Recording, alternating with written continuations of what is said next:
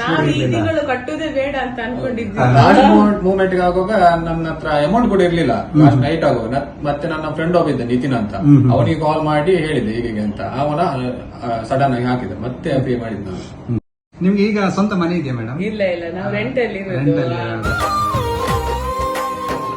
ಆತ್ಮೀಯ vision to India ಗ್ರಾಹಕರೇ, 19ನೇ ತಿಂಗಳ ಬಂಪರ್ ಡ್ರಾದಲ್ಲಿ ಮನೆ ವಿಜೇತರಾಗಿರುವಂತಹ ಸದಸ್ಯರೀಗ ನಮ್ಮ ಮುಂದೆ ಇದ್ದಾರೆ. Sir, congratulations. Thank you.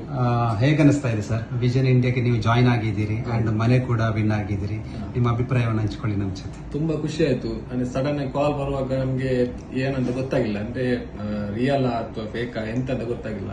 ಆಮೇಲೆ ನಾನು ಯೂಟ್ಯೂಬ್ ಅಲ್ಲಿ ನೋಡುವಾಗ ನನ್ನ ಟೋಕನ್ ಬಂತು. ಅದು ತುಂಬಾ ಖುಷಿ ಆಯ್ತು. ಅಂದ್ರೆ ನಂಗೆ ಜಾಯಿನ್ ಮಾಡಿಸಿದವರು ನಿತಿನ್ ಅಂತ ನನ್ನ ಫ್ರೆಂಡ್ ಒಬ್ರು, ಅವರಿಗೆ ತುಂಬಾ ಥ್ಯಾಂಕ್ಸ್ ಹೇಳ್ತಿದ್ದೇನೆ.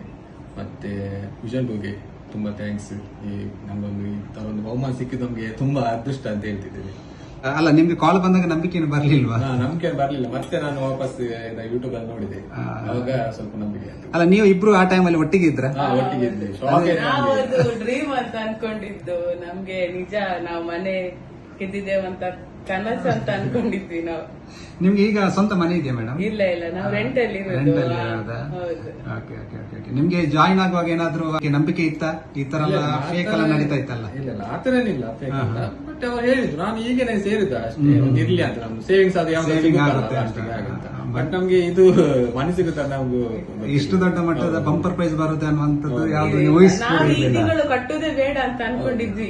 ಹೌದಾ? ಲಾಸ್ಟ್ ಮೂಮೆಂಟ್ ಗೆ ಆಗುವಾಗ ನನ್ನ ಹತ್ರ ಅಮೌಂಟ್ ಕೂಡ ಇರ್ಲಿಲ್ಲ. ಲಾಸ್ಟ್ ನೈಟ್ ಆಗುವಾಗ ಮತ್ತೆ ನನ್ನ ಫ್ರೆಂಡ್ ಒಬ್ಬಿದ್ದ ನಿತಿನ್ ಅಂತ, ಅವನಿಗೆ ಕಾಲ್ ಮಾಡಿ ಹೇಳಿದೆ ಹೀಗೆ ಅಂತ. ಅವನ ಸಡನ್ ಆಗಿ ಹಾಕಿದ, ಮತ್ತೆ ಪೇ ಮಾಡಿದ್ ನಾನು. ನೀವು ಎಷ್ಟು ಖುಷಿಯಾಗಿದ್ದೀರ ಅಂತ ಇಬ್ಬರ ಆ ಮಂದಹಾಸದಲ್ಲಿ ನಮ್ಗೆ ಗೊತ್ತಾಗುತ್ತೆ. ಎನಿವೇ, ಆಲ್ ದ ಬೆಸ್ಟ್, ನಿಮ್ಗೆ ಒಳ್ಳೇದಾಗ್ಲಿ ಸರ್.